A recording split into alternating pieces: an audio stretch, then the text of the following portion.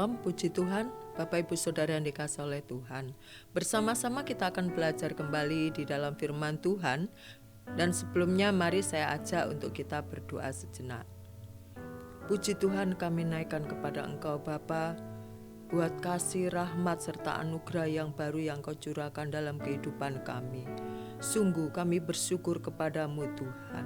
Bahkan saat ini kami belajar akan firman-Mu. Dan dalam proses pembelajaran akan kami lakukan sepanjang usia kami. Oleh karena itu berikan kami kekuatan, berikan kami kesanggupan untuk kami belajar akan firman-Mu. Terima kasih Tuhan, di dalam nama Tuhan Yesus, haleluya, amin. Puji Tuhan. Saat ini kita akan belajar bersama-sama di dalam kitab Pengkhotbah. Kitab Pengkhotbah 3 ayat yang ke-11a. Puji Tuhan. Nah, kitab Pengkhotbah ini ditulis oleh seorang raja, yaitu Raja Salomo, raja yang penuh bijaksana, ya. Di sini dikatakan begini, ia membuat segala sesuatunya indah pada waktunya. Iya, Tuhan membuat segala sesuatunya itu indah pada waktunya, ya. Tetapi dalam realita hidup kita, terkadang kita itu berkata kepada diri kita sendiri, ya. Kita berbicara dengan diri kita sendiri. Kenapa keadaanku cuman begini-begini saja? Tidak ada suatu perubahan. Apakah Tuhan tidak mengubah kehidupanku untuk menjadi lebih baik lagi? Mungkin kita pernah mendengar seseorang mengatakan begitu. Tuhan tidak ubah kehidupanku. Toh nyatanya begini-begini terus sampai sekarang, ya. Tetapi firman Tuhan yang ditulis oleh Raja Salomo jelas mengatakan, ia membuat segala sesuatunya itu indah pada waktunya, pada waktu Tuhan, di mana Tuhan akan menyatakan segala sesuatu yang kita harapkan itu terjadi menurut kebaikan Tuhan, menurut apa yang Tuhan pandang baik. Terkadang dalam kehidupan kita, Bapak Ibu Saudara sekalian, ya, kita merasa, ya, keadaanku tidak ada suatu perubahan, bahkan di dalam tahun 2026 ya begini saja. Ada terobosan, saya belum melihat, atau aku belum melihatnya, terobosan baru yang terjadi di tahun 2026 ini. Ya. Tetapi kita tahu kalau firman Tuhan mengatakan ia membuat segala sesuatunya. Tuhan membuat segala sesuatunya itu indah pada waktunya Tuhan, bukan waktu kita. Karena terkadang apa yang kita anggap baik menurut diri kita belum tentu itu baik di mata Tuhan, ya. Belum tentu. Sesungguhnya Tuhan untuk mengubah kehidupan kita menjadi lebih baik itu sangat mudah sekali. Hanya Tuhan mengatakan, jadi maka akan terjadi suatu perubahan dalam kehidupan kita. Tetapi tentunya Tuhan ingin lagi melihat, apakah hati kita ini juga mau diubah oleh Tuhan? Bukan cuma kebutuhan secara finance saja yang Tuhan mau ubah. Hati kita apakah sudah siap untuk diubah oleh Tuhan menjadi lebih baik lagi?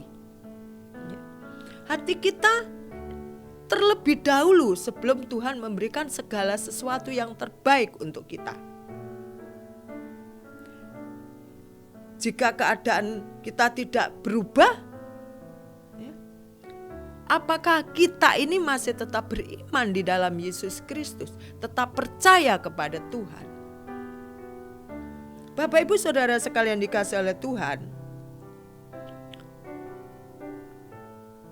ada kalanya pada saat kita minta segala sesuatu, lalu Tuhan berikan kepada kita, ya, itu akan bisa hal itu akan memuaskan diri kita, keinginan kita, keinginan daging kita. Tetapi tentunya Tuhan inginkan suatu perubahan dalam hidup kita, hati kita, karakter kita. Hal itu akan membentuk karakter kita semakin kuat, semakin kokoh pada saat Tuhan memberikan pada waktu Tuhan. Ya. Bapak Ibu Saudara yang dikasihi oleh Tuhan, saya merasakan juga pada saat keinginan saya belum dinyatakan oleh Tuhan, saya juga pernah merasakan seperti itu, seperti yang Raja Salomo ini katakan. Saya gimana ya? Kurangnya apa? Tapi di mata Tuhan ada banyak sekali kekurangan saya, kelemahan saya. Dan Tuhan ingin mengubah paradigma saya, pola pikir saya, cara pandang saya terhadap, di sini dikatakan membuat segala sesuatunya indah pada waktu Tuhan. Kalau waktunya Tuhan, pasti itu yang terbaik untuk kita. Dan itu juga bisa memuliakan Tuhan, karena memang kita izinkan hati kita izinkan karakter kita diubah Tuhan menjadi yang baru. Oleh karena itu Bapak Ibu Saudara sekalian dikasihi oleh Tuhan, kita melewati kehidupan ini tidak pernah sendiri. Ya. Dalam proses kehidupan yang kita lewati, kita tidak pernah sendiri. Ada Tuhan bersama dengan kita. Di dalam kitab Ibrani 11 ayat yang pertama, di situ dikatakan bahwa firman Tuhan itu menjadi dasar, menjadi pondasi kita. Iman adalah dasar segala sesuatu yang kita harapkan dan bukti yang tidak kelihatan.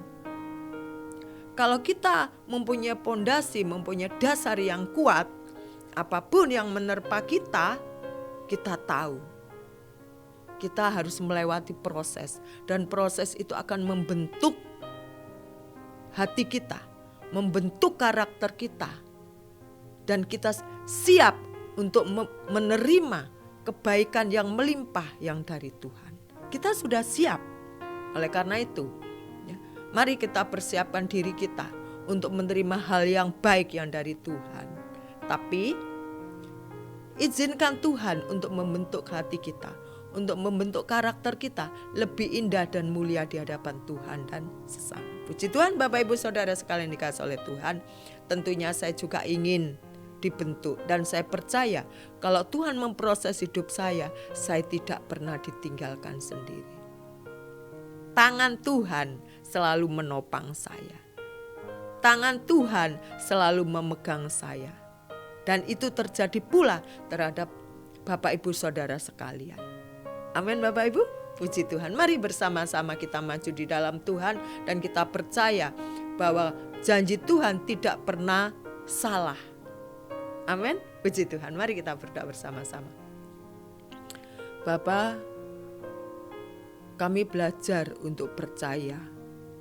Kami belajar untuk beriman di dalam setiap kebenaran firman-Mu. Kami izinkan Kau membentuk hati kami.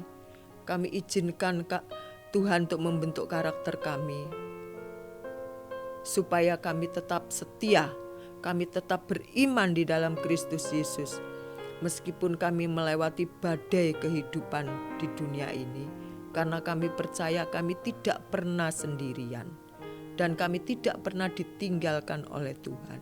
Itulah sebabnya Tuhan, kami mau melewati hari-hari kami bersama-sama dengan Tuhan.